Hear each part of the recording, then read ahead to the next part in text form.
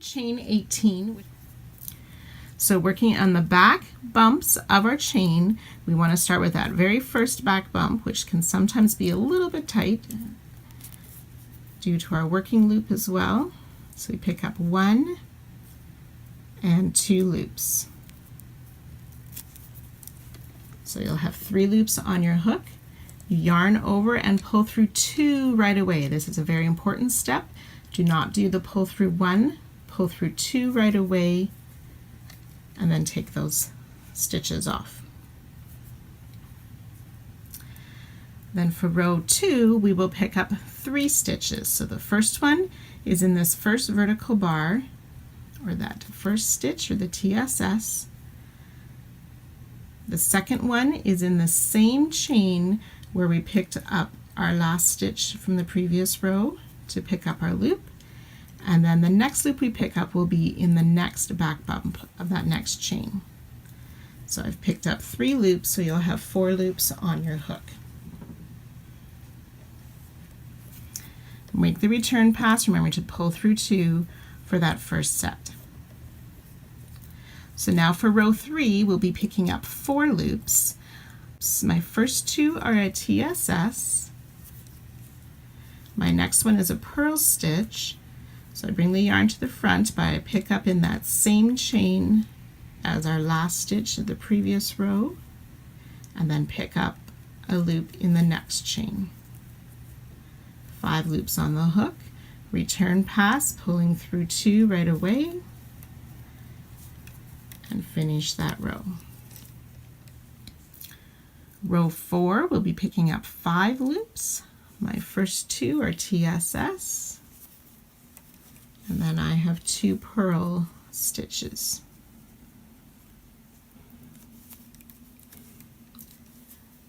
So remembering always the second last loop is in the previous row, the same chain, and ending with the next chain to pick up our last stitch. So we should have 6 loops on our hook this round, or row. Return pass, pulling through 2 at the beginning. And ready for row 5, so we'll pick up 6 loops. 1, 2, I need to do a purl and a knit. So if you can't remember which it is, where you go down to the previous row chain, it's where you would usually make a border stitch. Instead of working into the border stitch, we work down into the previous chain. So mine is, my last one is always a purl stitch for this particular border, and then pick up a loop in the next stitch. I'm on row 5, so I should have 7 loops on my hook. Pull through 2.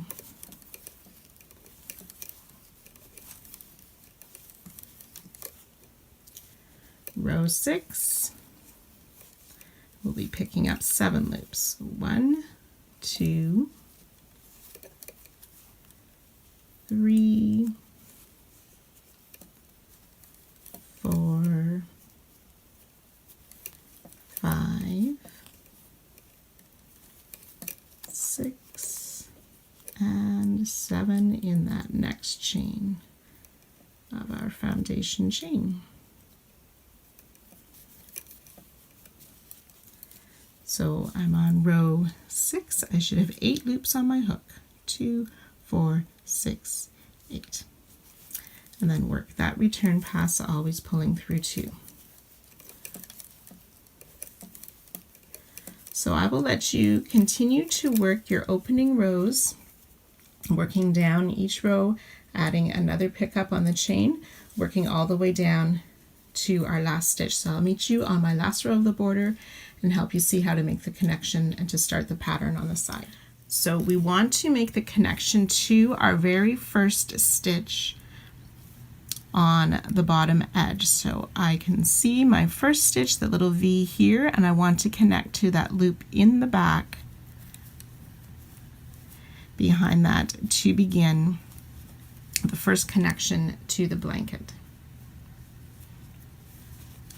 So then we just work our regular return pass. So if you had cables in that last row, we don't for mine. It'll just be a straight return pass.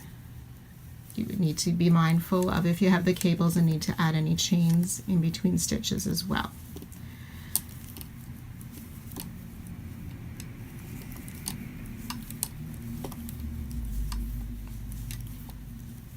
Okay, so I'm just going to lay this out for you so you can see how this border is going to work now. So we have our edge of our blanket, the side edge here. We're going to be working across the bottom of the blanket. Okay, and each of these next rows then will connect to the next stitch on the blanket. And you can see how we've made this nice angled on the corner. And once we've worked all the way around, we will be joining to complete the mitered corner with our rows from this side. Okay, so I will help you with that as well. So I have worked my repeats, or I've worked the last row of a repeat here and the last 2 rows leading to that corner stitch again, so that I can show you how to work the second, what will be the second, the third, and the fourth corners for this border. So now what we're going to be doing is starting to decrease on our border edge. So we won't be connecting, and we will be eliminating 1 stitch each row. So you're still going to follow along the row for your chart with the stitches that are there. So my first row starts with 2 TSS and a purl stitch, followed by 12 knit. 1 and 2,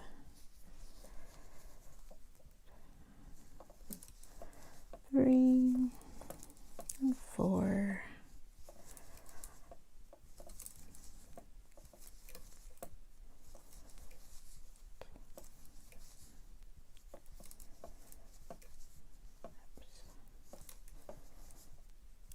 11 and 12 knit stitches. Then I have a purl and 2 TSS. This last TSS becomes my new border stitch. I do not need to make a connection this row. Then for the return pass, we will start by pulling through 2 right away, and then on further rows we will not be working this border stitch, so that's how we're going to be decreasing. So pull through 2 right away and finish return pass.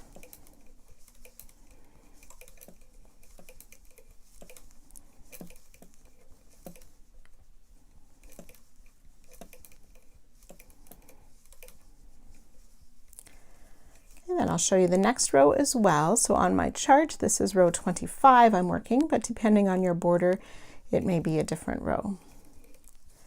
So 2 TSS and a purl stitch, 2 knit, followed by 2 purl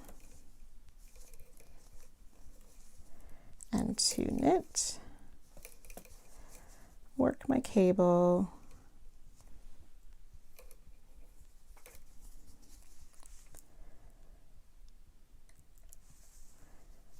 2 knit, 2 purl,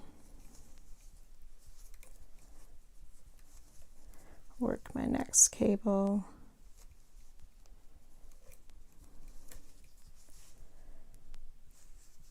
2 knit, a purl. So when we get to the last stitch of the row, we are decreasing. We're working a TSS, but instead of just working in that last loop, we want to pick up the top loop of that border stitch as well and work through both of those, the 2 together stitch, to make a clean edge on our decrease edge. And then we'll just work our regular return pass for that row. So you can continue to follow your chart until you get to the very edge of the corner, and you've decreased all of those stitches, and I'll meet you at that point. So I'm ready for my last few rows of decrease on this border. Here, I'll move this so you can see that a bit better. So I've worked my row 38. So you can see I have 3 more rows left for this first, for this first part of the corner. So I need to make a TSS in 2, pick up my border stitch. So there's 4 loops on my hook, pull those off. TSS in the first one, and then that border stitch, or that 2 together, pull that off, and then work a 2 together stitch at the end and pull through both loops. Then we're going to continue the second half of the corner.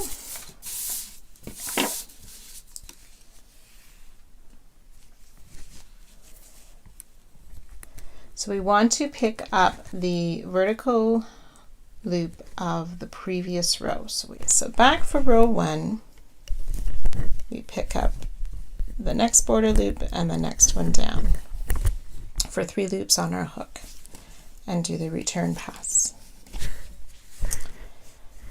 The second row, you pick up that first loop, then a loop in the same border stitch as the last one of the previous row, and then pick up 1 more row down.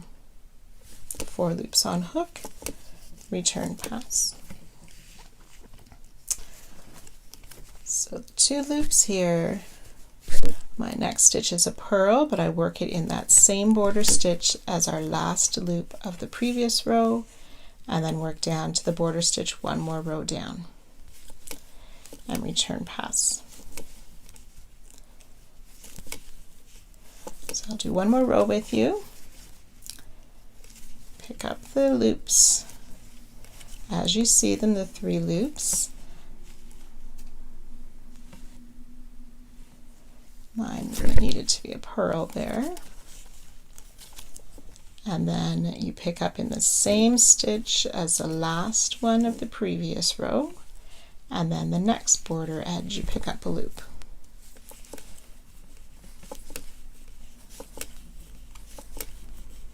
So my white might be a little bit tricky to see, but if I bring it up this way, you can see how the lines of these rows are just carried across around the corner nice and neatly. And that's the result you want to be as we're working these corners. So you can continue to work down the side of the corner, adding an extra loop each time and each row, following your chart, and I will meet you as we get close to the blanket again to start working down the side of the blanket. A couple things as you are working to help it easier. I find it very helpful to have a stitch marker in the end of my first row of the second half of the corner. In case I lose my place, I know which row I'm on. I have worked most of or all of the corner. I've come back down our connection rows in the pattern of the chart to work it across the corner. So hopefully that went smoothly for you. So on my chart, I am now working row 18, and I'm ready for my first connection row. Now this will be, we finished up on the bottom of the block. We now want to start the first row on the first, or that bottom row of the side, to make our connection for the corner and work the return pass.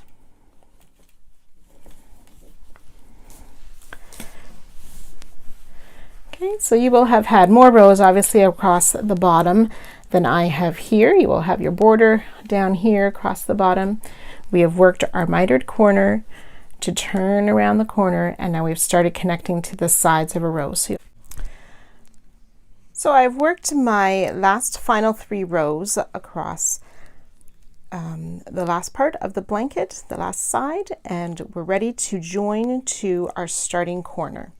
So on the first row of decrease on your chart, you can pick up all your stitches across. I have my last one here to pick up, so I'll pick up a loop as normal in our last stitch, and then we also want to connect to the first row of that first half of the corner to pull up a loop, and then we're going to pull that same loop through the first 2 stitches on the corner that we're working to make our decrease on that side and to connect at the same time. So then you'll work your regular return pass. So you can go ahead and do that. And then on the next row, you can go ahead and pick up your first several stitches until the last stitch, and I'll meet you there again to show you that connection one more time. So I'm on my second row here, and we have the 2 loops of the 2 together left on the row. We go under both loops of that 2 together stitch to pick up our last stitch or our last loop, and then we join, make the connection to the first half of the corner and pull that connection loop through those first 2 stitches for our decrease on this row. So you can go ahead and work your return pass and then pick up your stitches in the next row, and we'll work row 3 together as well. So I've reached the end of my 3rd row. I just need to pick up that border stitch, so we insert under the 2 together stitches to pull up our loop, and then the next row up on the first half we make our connection, pull the loop through and through those first 2 loops to make the decrease, and then we can start to work our return pass. So you can continue to work in your pattern all the rows and making those connections as I showed you, and I will meet you close to the top, close to the end of this joining corner. So I'm ready for my last few rows of this connecting corner. On my chart, it's rows 38 through to 41. So I'll work my first few stitches. I have 2 TSS and a purl, and then I'm ready to pick up that 2 together stitch for my last loop, and then make the connection to the first half and pull that loop through the first 2, and then work the return pass, and then TSS in 2, pick up in the 2 together stitch. It is helpful as you work those 2 together to be careful not to make it too tight on those loops as you pick them up. Pull that loop through 2 on the connection, return pass, pull up the first loop and the 2 together stitch. Oops. Pull up a loop, make the next connection, pull through 2, finish off. Then we want to pick up that last 2 together stitch for our loop, make our connection, make that connection loop,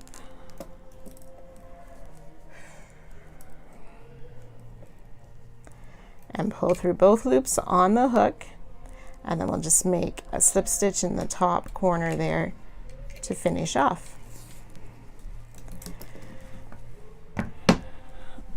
So then you can see, if I hold up my corner here, you can see how we've made this joining edge or mitered these final 2 half corners together.